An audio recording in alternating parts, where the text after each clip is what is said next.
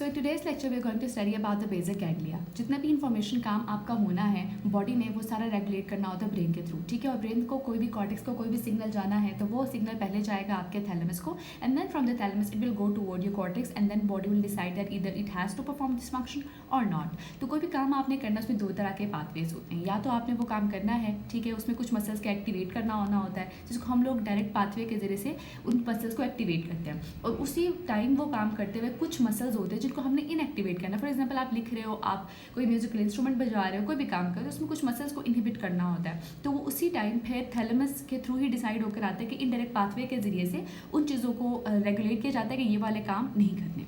तो यहाँ पे जो बेसल गैंग्लिया होता है ये बेसिकली हमारे पास ब्रेन के मिड में आपको जैसे दिखाया हुआ है यहाँ पे, ठीक है, ये यहाँ प्रेजेंट बीच में हमारे पास कुछ सारे न्यूक्लियाई होते हैं मिलके, ये सारे मिलके बेसल गैंग्लिया बनाते हैं, ठीक है। तो जैसे फॉर एग्जांपल यहाँ पे हमें दिखाया गया, अब हम देखेंगे कि अलग अलग जो है ना व्यूज़ आपको दिखाएंगे। सबसे पहले लैटरल व्यू है, ठीक है, इसमें हमारे पास ये थैलेमस है, ठीक है, ये आपका कोई भी सिग्नल जाना हो तो वहाँ लेके जाके थैलेमस के नीचे सब थैलेमिक न्यूक्लियाई प्रेजेंट होता है। यहाँ पे ग्रीन और पिंक में आपको दिखाया हुआ है डायरेक्ट ये जो आपका है ग्लोबस पैलिडस है, अंदर की तरफ जो है उसको इंटरना कहेंगे, एक बाहर की तरफ जो होगा उसको एक्सटर्ना कहेंगे। उसके बाहर जो लाइट ब्लू कलर में नजर आया दैट इज़ योर अप्यूटामिन, ठीक है। और उसके बाद ये पूरा तो ये आपको लैटरल व्यू में नजर आएगा। अगर इसको क्रॉस सेक्शन एरिया में हम लोग देखेंगे तो again is going to simple, जो वेंट्रिकल्स के साथ हमारे पास चीज़ें प्रेजेंट हैं ये कॉर्डेट न्यूक्लियाई हैं, ये लेटरल वेंट्रिकल के साथ यहाँ जो ऑरेंज कलर में प्रेजेंट है this is your thalamus. Thalamus के नीचे यहाँ ग्रीन कलर में सब थैलेमस हमें नजर आ रहा है, ब्लैक कलर का है तो ये सबस्टेंशिया नाइग्रा से आपने इसको ब्लैक कलर का देख लो, ठीक है, ये ब्लैक कलर का है। इसके भी दो पार्ट्स होते हैं, सबस्टेंशिया नाइग्रा एक कंपैक्टा होता है और एक रेटिकुलाटा होता है। फिर यहाँ पे आ जाते हैं, ये वाला जो पूरा है लेंटिफॉर्म न्यूक्लिया है, ठीक है, इसमें हमारे पास आ जाता है ये आपका है प्यूटामिन है, ये ग्लोबस पैलिडस एक्सटर्ना है, ये ग्लोबस पैलिडस इंटरना है, ठीक है। तो ये सारे मिलके आपस में रेगुलेट कर रहे होते हैं, किसी न किसी को वो इनहिबिटरी सिग्नल भेज रहा होता है, कोई किसी को स्टिमुलेटर भेज रहा होता है, सारा काम चलता है। एनीवे अभी हम एक दफ़ा देख लेंगे कि सिटी स्कैन में आपको इनकी अपीयरेंस कैसे नजर आएगी।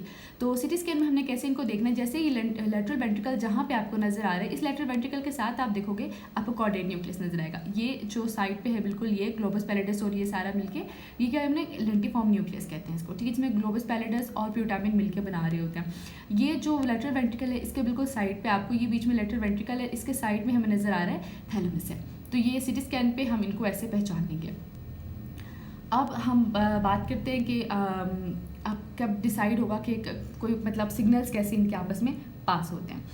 तो सबसे पहले जो आपका कॉर्टेक्स है ये स्ट्राइटम को सिग्नल भेजता है। स्ट्राइटम में आपका क्या आता है, कॉर्डेट और प्यूटामिन मिलके स्ट्राइटम बनाते हैं, ठीक है। तो नॉर्मली जो आपका हमने अब ये जैसे फिगर यहाँ पर पढ़ी थी इसमें हमने बताया था कि ये क्या है ग्लोबस पैलिडस इंटरना एक्सटर्ना है, और यहाँ पे हमारे पास जो है ये सबस्टेंशिया नाइग्रा है, ठीक है। सबस्टेंशिया नाइग्रा और जो ग्लोबस पैलिडस है ये दोनों मिलके हमारे पास, ठीक है, दोनों के दो दो पार्ट्स होते हैं। तो जो ग्लोबस पैलिडस है उसका इंटरनस और सबस्टेंशिया नाइग्रा है उसका रेटिकुलाटा, तो सब पार्ट्स रेटिकुलाटा और इंटरनस दोनों मिलके हमारे पास इनहिबिटरी सिग्नल भेजते हैं टू थैलेमस कि अब आपने कोई काम नहीं करना है, ठीक है। तो अगर इनहिबिट नहीं करेगा तो थैलेमस कॉर्टेक्स को वरना सिग्नल भेजता रहेगा, कॉर्टेक्स कुछ ना कुछ काम आपकी बॉडी में मूवमेंट्स आती रहेंगी, लेकिन इस पाथवे के थ्रू ये मूवमेंट बंद हो जाती है और आपका बॉडी कोई काम नहीं कर रहा होता, ठीक है। तो अब सिग्नल क्या आता है, सबसे पहले क्या करता है कॉर्टेक्स है, कॉर्टेक्स ने सिग्नल देना है स्ट्राइटम को, ठीक है। स्ट्राइटम को ग्लूटामेट एक्साइटेटरी सिग्नल देता है कि आप कुछ करो, ठीक है। तो स्ट्राइटम को पता है कि अब उसने आगे से सिग्नल देना जो काम नहीं करते वो गाबा भेजेगा। गाबा इज एन इनहिबिटरी न्यूरोट्रांसमीटर, ये इनहिबिट करेगा ग्लोबस पैलिडस इंटरनस को भी और जो है ना आपके रेटिकुलाटा को भी, ठीक है। अब जब रेटिकुलाटा एंड हमारे पास इंटरनस जब बंद हो जाएंगे तो इसका मतलब कि आपने एक इनहिबिटरी सिग्नल को बंद कर दिया है, कि वो काम क्या कर रहे थे, वो जाके थैलेमस को इनहिबिट कर रहे थे, आपने उस इनहिबिटरी सिग्नल को बंद कर दिया है। अब थैलेमस इनहिबिट नहीं होगा और थैलेमस आगे से एक्टिवेट होकर कॉर्टेक्स से काम करवाना शुरू कर देगा।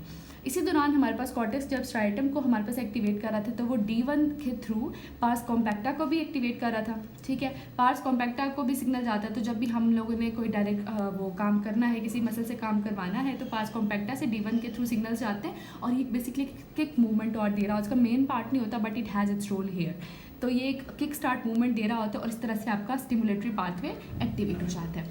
अब अगला देखेंगे कि हमने अगर इनहिबिट करना है कोई मूवमेंट तो अगेन कॉर्टेक्स एक्टिवेट हो जाएगा, कॉर्टेक्स हमारे पास आगे से स्ट्राइटम को एक्टिवेट करेगा, स्ट्राइटम को ग्लूटामेट रिलीज कर देगा।